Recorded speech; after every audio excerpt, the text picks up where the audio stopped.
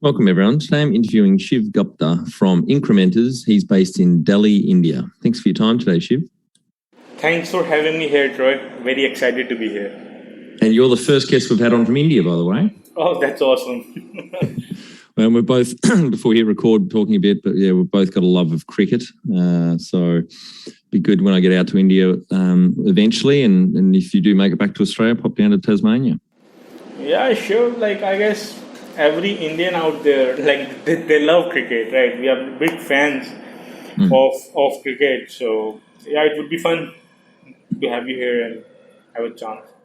Yeah, maybe next time India and Australia are playing a test down here, might be a good time to align a trip. Yeah, that can be the case as well. Yeah.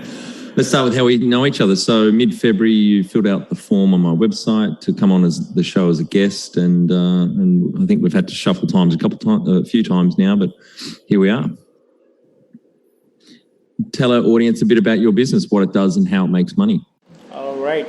So basically, we help clients in generating more leads and sales online. So we are a digital marketing agency, and we provide search engine optimization, pay-per-click, email automation, those type of services. Basically, if any company is looking to increase their visibility online, generate more business online, so we are there to help them. I'm going to ask a bit about this on SEO. Do you think SEO is still relevant these days? Oh yes, it's definitely relevant. And a lot of people say that SEO is dead, and I feel that they say this because they don't know how to do SEO. Right? SEO is not about creating backlinks anymore. Right? It's about being available on the right place at the right time. For instance, right now we are talking about how to grow small business, right?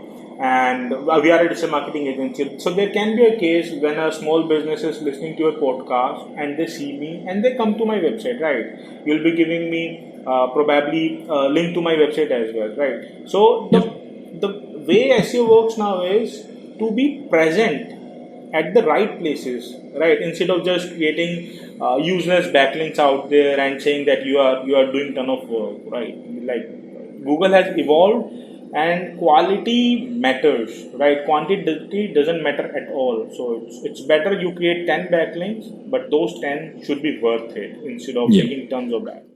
Yeah, and you've got you work with companies all around the world and many different industries. Yeah, like our company. Like majority of our clients are from US, Canada, UK, and Australia. Yeah. So majorly English speaking countries, right? Those are the areas from we get our maximum clients for, and most of them fill out the form on our website, and that's how we contact them. Yeah. Are there any industries that you work more with than others? Majorly, we work with service-based industries, like people who are like, for instance, chiropractors or doctors or hair transplant surgeons, like who have a local business and who are looking to increase their footfall, their clinic footfall, or overall traffic to their website and to their clinic or to their store. Tell the audience how you started out. Basically, I started out as a freelancer for a couple of years. I did freelancing, and the client for whom I was working, he encouraged me to open up my own agency, and gradually he outsourced me a lot of work for a couple of years, and together with him I started taking few more clients, and that's how I started out. Basically, I really enjoyed doing marketing for clients, thinking out of the box how we can craft their message and send that out there in the world, right? Reach to the correct target audience. And even today, when I take any website or think about it, right, or craft things around it, it always makes me feel very good and happy. Like I just love doing marketing, and that's how like I kept attracting towards this more and more by each passing day, and that's how I started out. What year did you start, and how old were you? This particular business I started in 2012, and before that for 2 years I was working with few clients, right, on freelance basis. Great. Well, 10 years. Congratulations. Yes. And how old were you then, 2012? In 2012, I was 19 or 18. Yep. Right. And do you have some key numbers you can share to illustrate the growth of the business over that decade? In most of the years, we have seen a growth of more than 10%, like two-digit growth. And there was a big time, right, for a duration of 3 years, I would say, when I was stuck at a team size of around 45 to 50 people. Some people used to join us, some people used to leave us, right? Sometimes we had more clients, sometimes we had more team members. So, like, I guess everyone faced such type of challenges as well, right? But right now, we have a team size of more than 100 members, and just the way we got stuck for a couple of years, the same way, like during the time of pandemic, we saw a growth of 45% because a lot of people were coming online, and we started marketing in different ways because everything was changing around the world.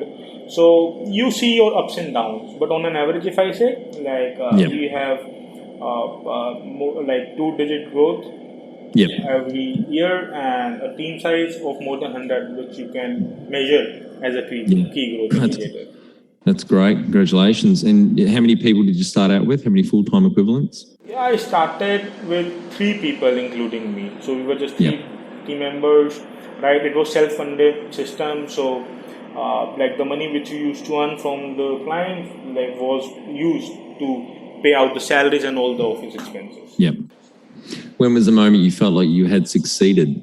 It's a kind of subjective thing, but I guess the time when recession hit and we somehow managed, but our team was dedicated, they came up with a lot of solutions, and even during the phase when everything was going down, I was seeing a lot of people from my same industry were running out of business, they shut down their offices, we were growing, right, and we hit a team size of 100 people. So I guess that was the moment when I felt that yes, we have succeeded, because a lot of people say that it's difficult to reach from 0 to 1 million, but it's easy to reach from 1 million to 1 billion, right? And we hit that goal as well. So that was the time I felt now things would be easier. Like, you see your new challenges daily, but still, like, the path moving forward would be, you won't be alone, you'll be having ton of ninjas with you who will help you in growing and achieving the goals and targets which you want to meet. Yep. What does success look like to you? It's the curse and blessing of being an entrepreneur. Like, you get to see a lot of new challenges daily, and you work on solving those. So to me, I guess I have started enjoying this process of fixing the problems, right? Creating better product for the clients, delivering better services. So to me, like, success is like uh, completing your small goals which you make for yourself, right? It can be anything. It's not just always revenue or your sales target or your profit or profitability. It can be small things. Like, last year I was heavily working towards the system and processes because we wanted to work in the hybrid structure, plus a lot of things were changing around the world, right? Last year was the time when we were not focused heavily towards the sales or the revenue targets, right? We were more focused towards setting up all the systems, all the processes in our organization, because I feel that is very important thing. We had a couple of things, but we wanted to take that to the next level. So last year, and I achieved that. So for that year, that was the meaning of success for me. And this year, Great. I have a few more plans, right? So that's what success looks like to me, like achieving your small goals. Like, growth is success, right? It can be growing in any area of your business, not just your revenue or one particular area.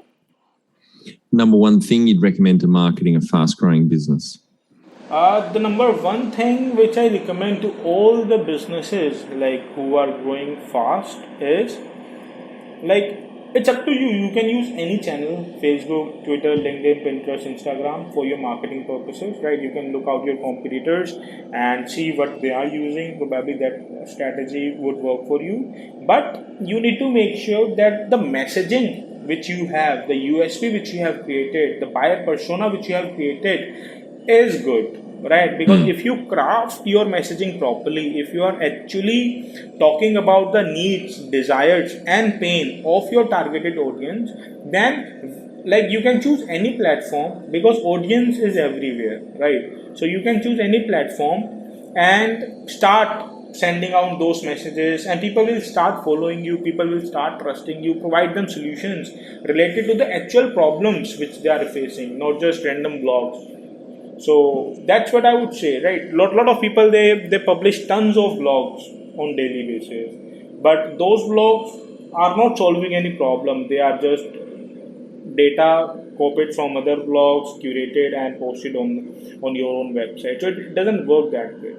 So the most important advice which I'll give to the fast growing businesses is craft your messages. Just sit down, think properly, craft your messages, think about your USP, figure out your targeted audience, because a lot of people say we sell to everybody, and if you are selling to everybody, that means you are selling to nobody, right? So you need to think about your target audience and craft your messaging around that. Once you have done that, you can use any platform and you will start seeing the results. People will start approaching you for work and for help. Yeah. And you started using the Net Promoter Score earlier this year. What's your number?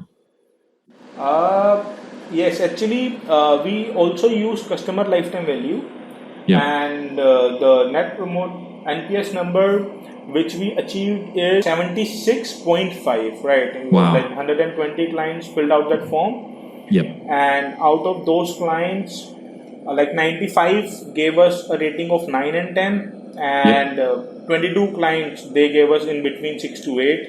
And to my surprise, 3 clients were not happy, right? So which makes it 2.4%, 2.5%. So I'm really going to work for those clients and improve the score there. But overall, the score is 76.5.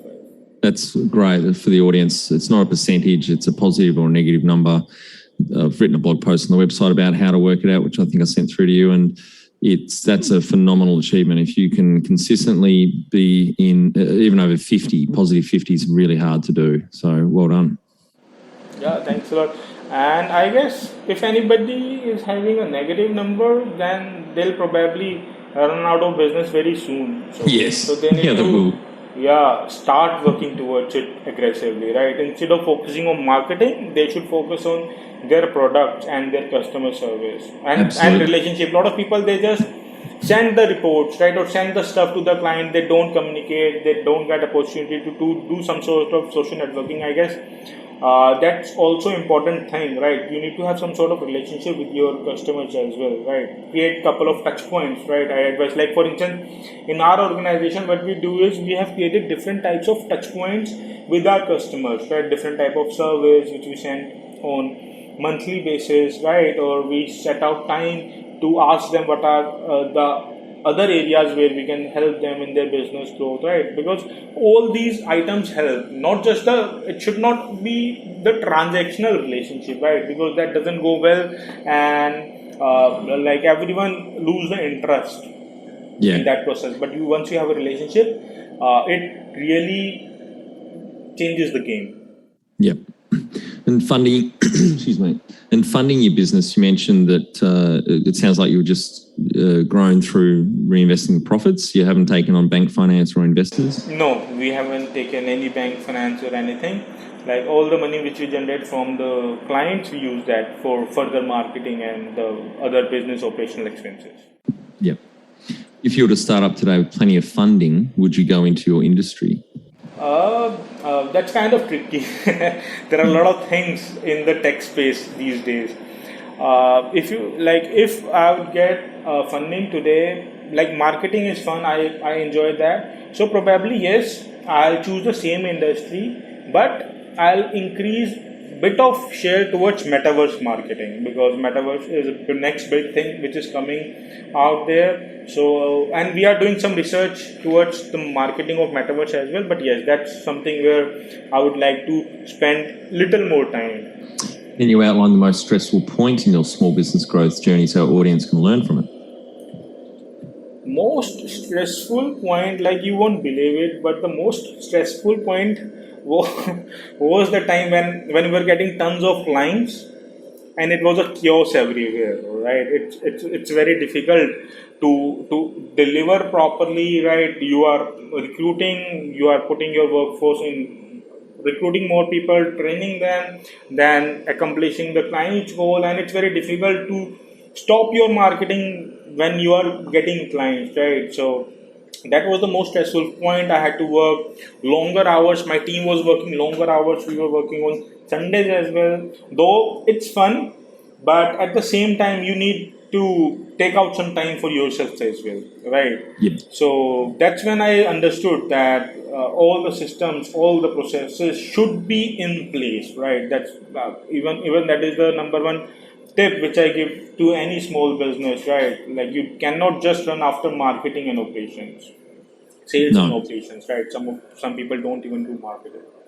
So that was the stressful point, but finally we have solved that as well, right? Things are in place, and we have SOPs and each and everything for all the processes which we have, a proper training system. We have team members who can take the places if someone leaves the organization. So those type of That's things. great. The SOP for the audience is a standard operating procedure. That's very good to hear, Shiv. What area in business do you feel you've had to work on the most to add the greatest value? Most important area, number one, was the product development, because once you take care of your clients, everything else follows, right? So you need to make sure that your product is good, you are confident, because once you are confident, it is very easy for anyone to do the marketing, for anyone to do the sales, because you are confident and the buyer can see that in your eyes, right, that you'll be able to deliver results. Once your product is good, you get a lot of referral work as well. Once your product is good, the clients who left because of some other reason, they also come back to you, right? So in my initial time, I spent a lot of my time towards the product development. Now we have innovation team as well, the R&D team as well, who keeps on looking for the better solutions out there. Other than that, these days I am spending my time towards the marketing because someone else has taken the operations team. What have you enjoyed the least about managing fast growth? That's the part, right? Like if you enjoy your work, you enjoy every bit and piece of it, right? So with the fast growth, you are getting clients, you feel good. There is a chaos, but that is a good problem to have. Yep. It's a good problem to have, and in this like business world, you always get new and new problems. Each passing day, you become comfortable with those. So I would say I enjoyed each and every moment of the fast growth which we were having. What do you love most about managing fast growth? I love tackling a lot of different type of scenarios, a lot of different type of problems, spending time in brainstorming, right, and having a proactive approach so that even before anything arises, you have a solution for it. So that's the best part which I enjoy, thinking ahead of the curve and thinking what are the other possibilities, other errors which we might face, right, and how to solve that. So that's the part which I love most about the business, and obviously serving the clients. What has been the biggest mindset shift for you in your small business growth journey? I'll be honest with this one. Like as I mentioned that during the initial years, it's a self-funded business.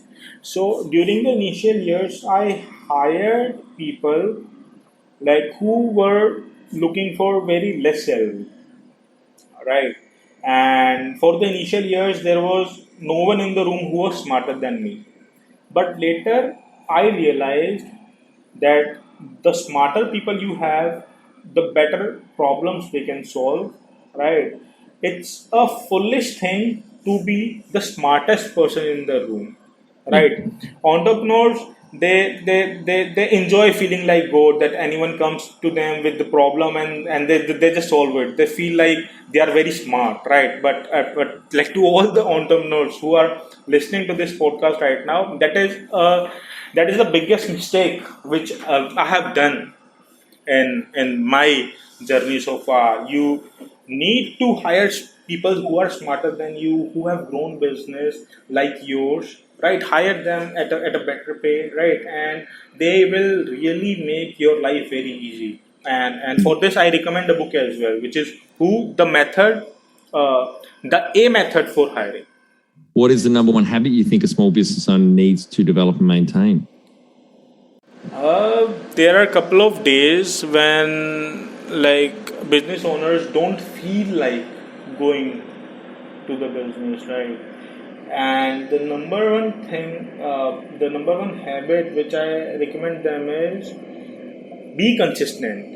Yeah. Right? A lot of people, they try marketing, they try one platform, and after 1 or 2 months, they stop doing that. Right? I am into I am running a digital marketing agency, and even I have a YouTube channel as well. And for the initial 100 videos, right, we were just trying to organically improve the subscribers and the views. And for the initial, you won't believe, for the initial 100 videos, I only had 124 subscribers. Right. So what are you up to now? it's growing. It's growing at a little faster pace, but even now it's not very high. I started my channel last year, right? I constantly kept on creating the videos. So the number one advice is be consistent. Yep. Don't stop in the mid, right? If you are consistent, gradually success will come. Yep. You've got over 100 team members now. Over 10 years, you've grown from 3. So can you talk to how you've added people to the team, some wins, mistakes, and advice for those listening? While hiring or adding team members, you need to make sure that you are not just doing gut-based hiring. You need to do evidence-based hiring, right? Yep. You need to have a couple of different type of tests or rounds to make sure they are fit. And when the owner is taking the interview, right, a lot of people, what they do is they just try to hire people who are fitting their budget. But that should not be the case. You need to make sure that the person you are hiring is like culturally fit for your business. And you need to make sure that their personality is good, they are positive. Like, because a single toxic person can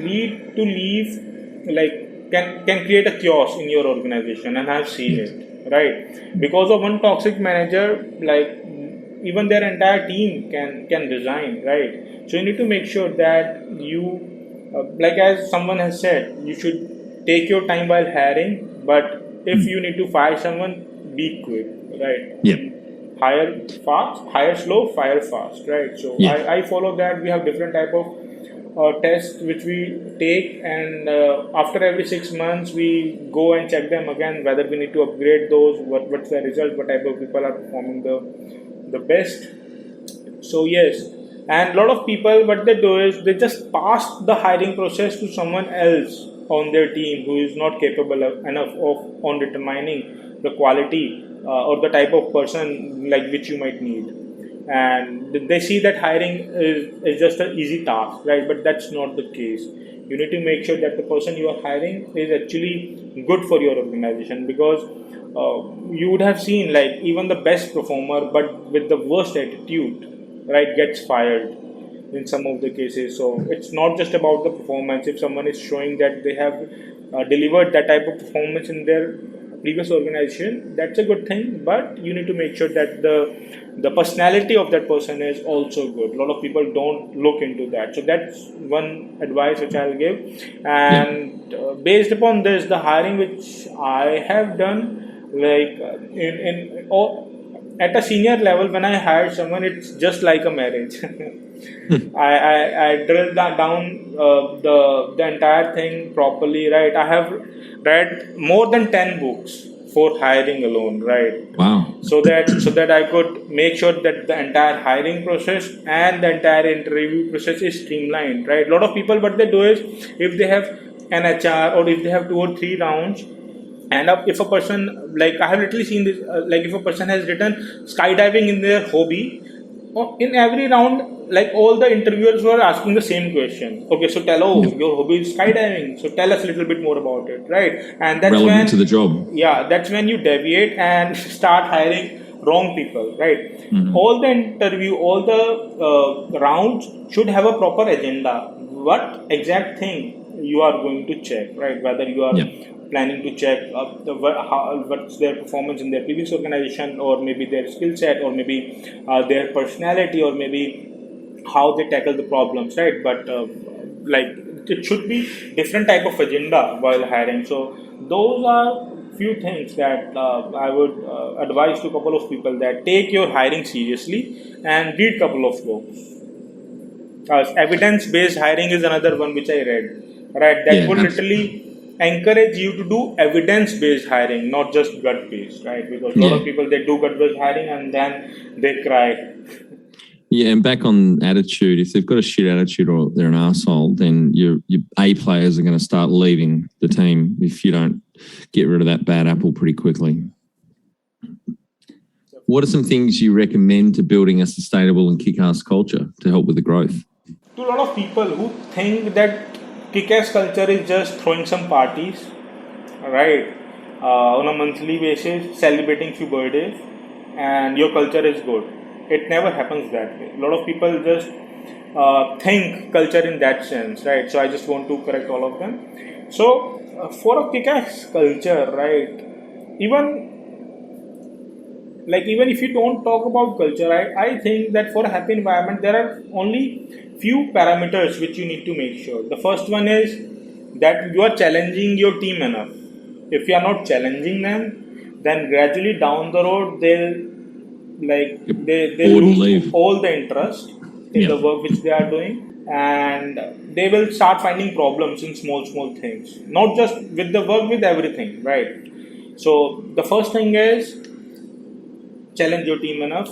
Second is have proper meetings, right? Probably one-on-one meeting would be best if you can take a time on monthly or quarterly basis to discuss. So you don't do them weekly? You don't do them weekly? But that's, yeah, weekly is for review meeting, right? Where you review the performance of the team members, what they have done good, how that can be improved.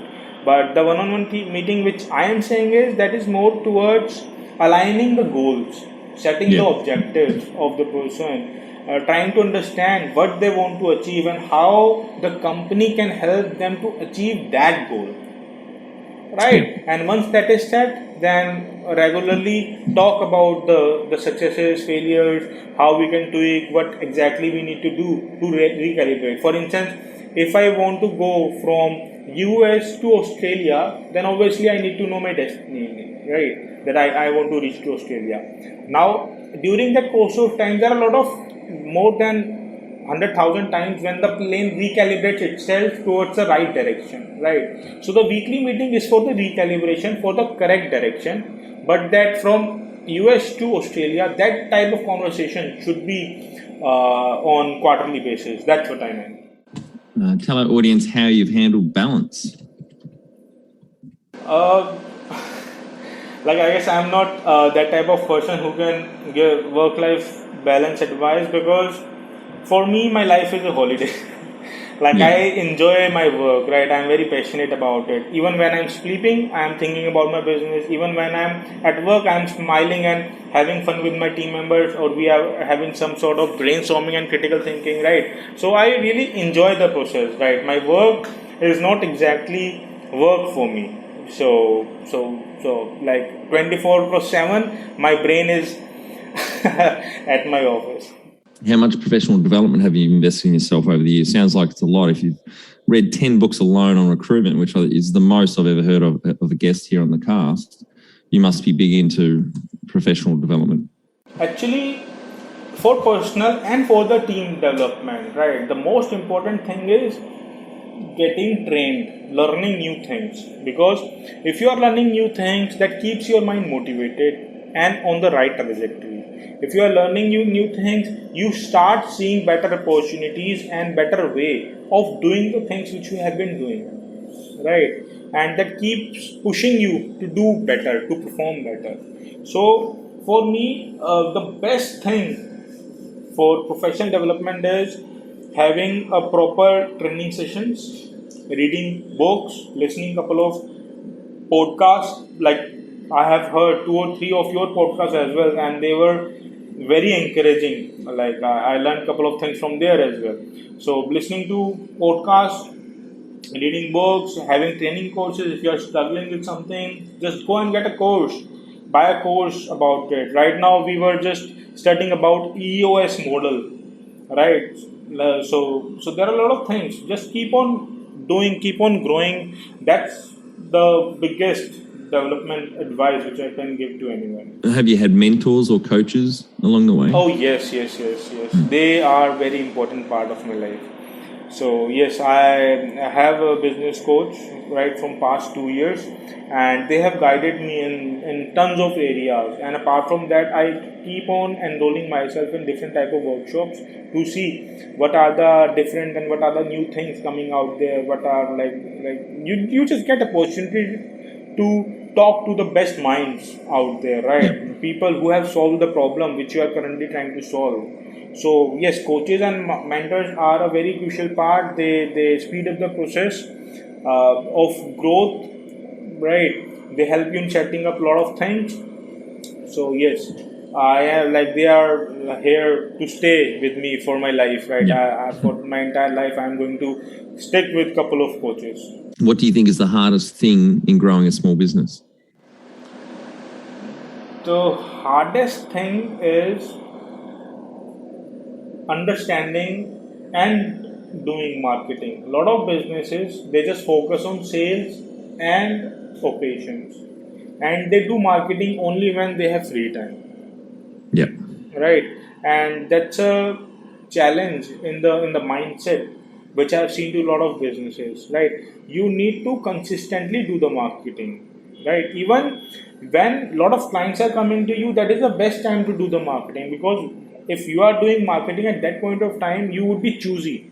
You will pick up good customers, right? And when the bad time comes, right, a lot of people just start spending time in marketing at that time. But at that time, whosoever comes to you, you are forced to agree to their terms, right? So just constantly do the marketing. A lot of people, when sales increase, they stop the marketing, but according to me, that is the best time to do the marketing, because that raises your standard, that gives you a better growth, you get better quality clients.